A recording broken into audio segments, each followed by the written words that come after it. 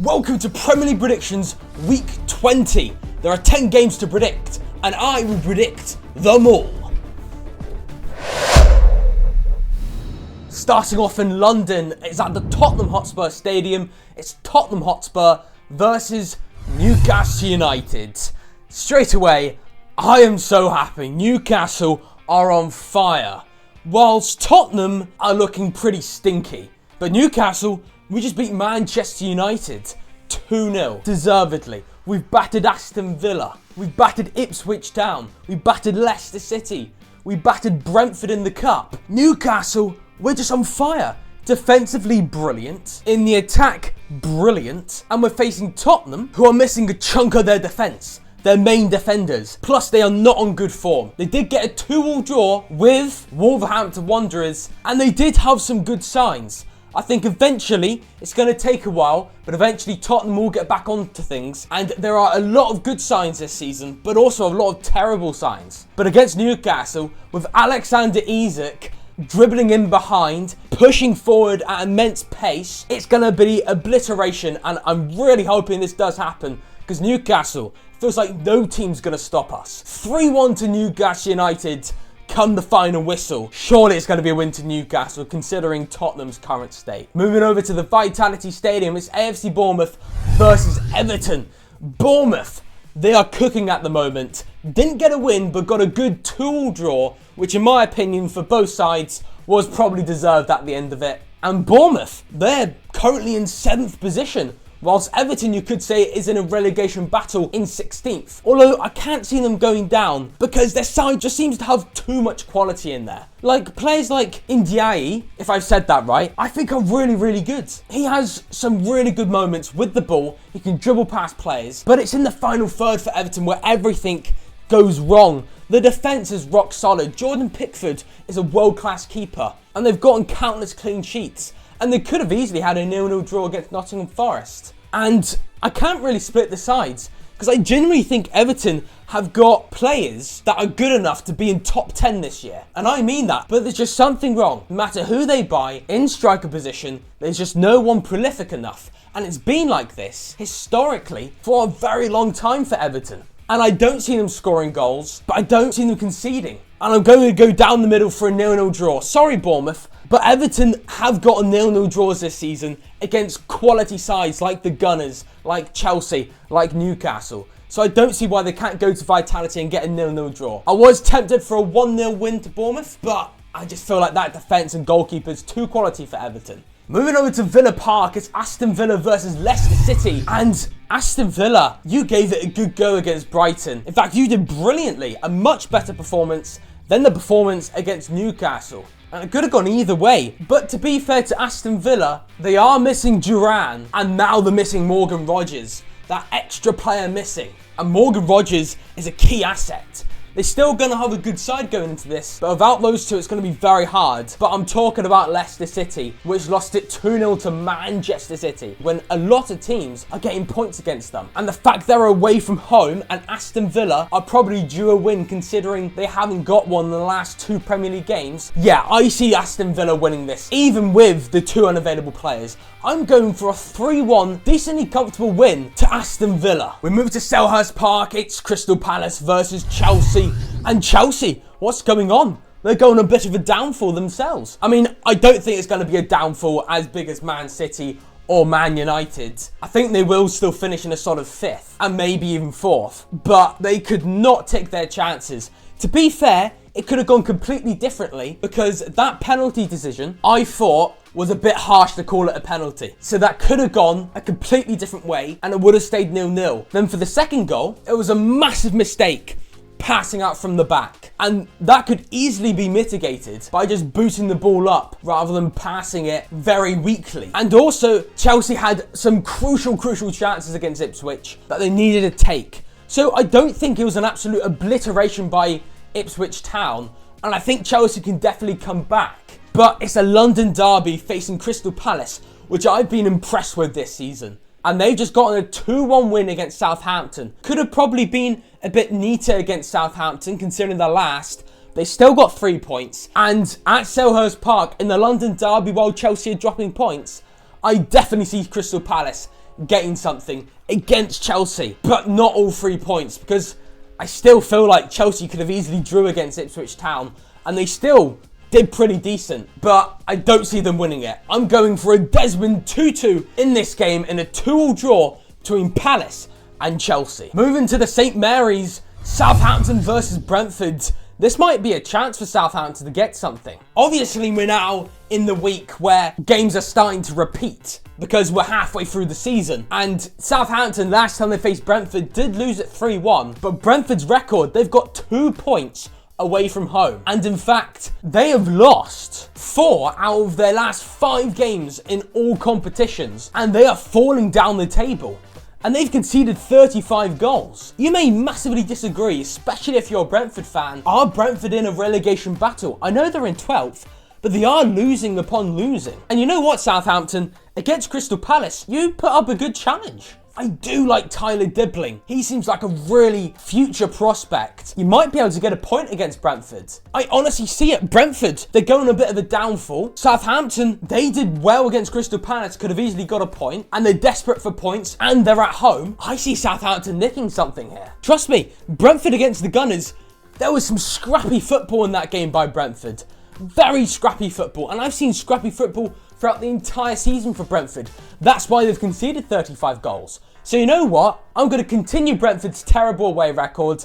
I'm going to say it's going to be a 1-1 draw, and I'm going for a big upset. But I don't see Brentford losing it after they're much better than Southampton. To the Etihad Stadium, Manchester City versus West Ham United.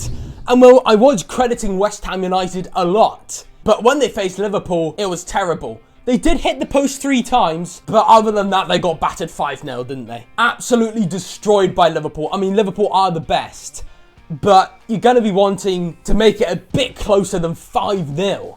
But to be honest to West Ham, before that game, they weren't doing too bad. And facing Man City, I definitely could see an upset here. But Man City did win against Leicester, but it wasn't exactly convincing against Leicester. I think Man City deserved it against Leicester City, but it wasn't the usual Man City that we know before the downfall. It's not the fact that Man City are now straight away back. And when we've seen it against Nottingham Forest, when Man City won it 3-0 against Nottingham Forest, just after a run of terrible form, they didn't continue and thrive from the 3-0 win against Nottingham Forest. They carried on the bad form just after. And I could see the same thing happening, but surely at the Etihad Stadium, with players returning from injury, with Man City just getting a win, the amount of a morale boost that it meant to Erling Haaland, he looked happier than ever. I see them getting something, especially against a side like West Ham, which got battered against Liverpool and has not had a good season. I see Man City scraping this. I think it's going to be tight because they haven't been all too good. So I'm going 2-1 as it's a common scoreline towards Manchester City. But I would not be surprised with West Ham getting a draw. Moving over to the Amex Stadium, it's Brighton and Hove Albion versus the Gunners. Now, the Gunners, they did very well without Bukayo Saka to win it 3-1 against Brentford at the G-Tech Community Stadium. You have to remember, at the G-Tech, Brentford are monstrous. Well done, the Gunners. After I said you'll win the league title, and I think it's still on, but it's going to be very hard, and you're going to have to win pretty much every single game to have a chance. And facing Brighton, which just can't get that 3 points. They seem to always draw. You know, sometimes when you see Brighton draw, it feels like they should have won that game. It just feels like they seem to be quite wasteful in terms of their chances. And they're drawing quite a lot. And I could see a draw here. But the Gunners, I feel like have got in the string of things. And they're starting to find the momentum. And they're on the title race. While Brighton haven't won for ages. So, sorry Brighton. I do like your side. And I think you've got a lot of quality. But it's against the Gunners. And they just look really good even without Saka. I'm going to go 2-1 to the Gunners. I'm going to keep it tight. But the Gunners just have that quality edge over the line and they can see out a game, unlike Brighton. We move to Craven Cottage. It is the Cottagers versus Ipswich Town. Well done, Ipswich Town. Maybe the penalty wasn't a penalty and shouldn't have been given, or maybe it should have been. It doesn't matter. You still got a 2-0 win. And you did very well, you know, to make some last-ditch blocks against Chelsea to get a clean sheet. And you're definitely on to stay up still. I mean, it's very competitive in both ends of the table. And the Cottagers are on the higher end of the table while Ipswich on the lower end. And you would think because Ipswich are on the lower end and Fulham are on the higher end and Fulham are at Craven Cottage, they've got home advantage, you would think with all that said, Fulham surely are winning this.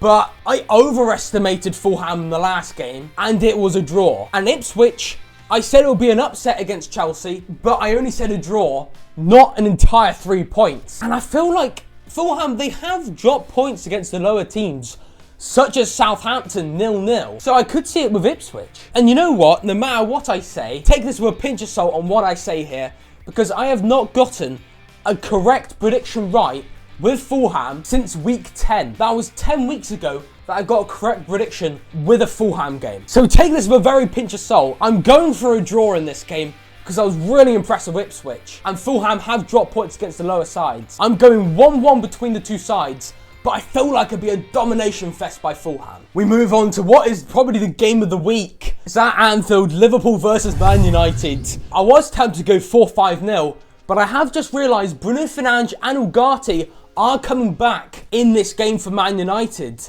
So it might not be 5-4-0 to Liverpool. Because in that midfield, you know, Xerxes, Casemiro were awful. But if Ruben Amorim plays Mainu, which I thought was probably Man United's best player in the last game, if he plays Mainu, if he plays Ugarte, which is needed after Casemiro is very lazy, and if he plays Bruno Fernandes, I think Man United are definitely going to improve. But it's at Anfield. Liverpool are cooking. They just won 5-0 against West Ham. Man United were terrible in the first half an hour. I'm going to have to go Liverpool 3-0. But I was originally going to go 4-5-6-0 to Liverpool. But because of Ugarte and Bruno Fernandes coming in, the midfield might be a bit better for Man United to break up the play. But still, I'm going 3-0 Liverpool. After Mohamed Salah is possibly the best player in the world. But we move over to the Molineux Stadium. It's Wolverhampton Wanderers versus Nottingham Forest. And the last time these two teams met, near the start of the season, it was actually 1-1 and it was quite a close affair. And I think it could be a close affair again. Vitor Pereira, the new Wolves boss, been a bit of a manager bounce. And Wolves seem to be cooking. They did get a 2-2 draw against Tottenham, which can I say, I got that prediction bang on, just to boast a bit there. But Wolverhampton Wanderers did get a good draw against Tottenham, and it was quite a close game, and they put off a great fight. And you know what? They could get some points against Nottingham Forest. I know Nottingham Forest, the last 5 games, they've won them all in the Premier League, which is brilliant. And don't get me wrong, Chris Wood is really clinical and did amazing to get 2 goal contributions. But it's at the Molineux, and I just feel like even before the new appointment of the manager, Wolves look like they could easily have enough points to be in mid-table. So I think Nottingham Forest are doing really well, but at some point I feel like it's going to have to kind of come back to reality and they're going to have to fall down the table. And I feel like at the Molineux Stadium, with Wolves doing fantastic in recent time, honestly, I think Wolves can get something at the Molineux. And I think it's going to be a 1-1 draw, a repeat of last time these two teams faced. And I think it's going to be quite a close game. But now onto my goal of game week 19. I'm going to give it to Evanilson. Now, it's because of the great ball over the top into the penalty box and the fact that he had to jump and fly to get to the ball. And you know what? That is quite hard to pull off by Evanilson. And I thought it was quite a unique, fancy goal and a great ball. But how did it do in game week 19? Well, there's no fancy graphic, but there will be next week, hopefully. But I got 8 points out of 20 points. That's better than last week. I'm on fire with these predictions. I'm so happy. I got 2 exact predictions correct. Newcastle Man United won and the Tottenham Wolves won. Oh my God, I am cooking. That puts me on 105 points out of 378 points. And if you want to check out another video on why I support Newcastle, check out this next video. But for now, Happy New Year, and hopefully my predictions can be better in 2025. Toodle pip!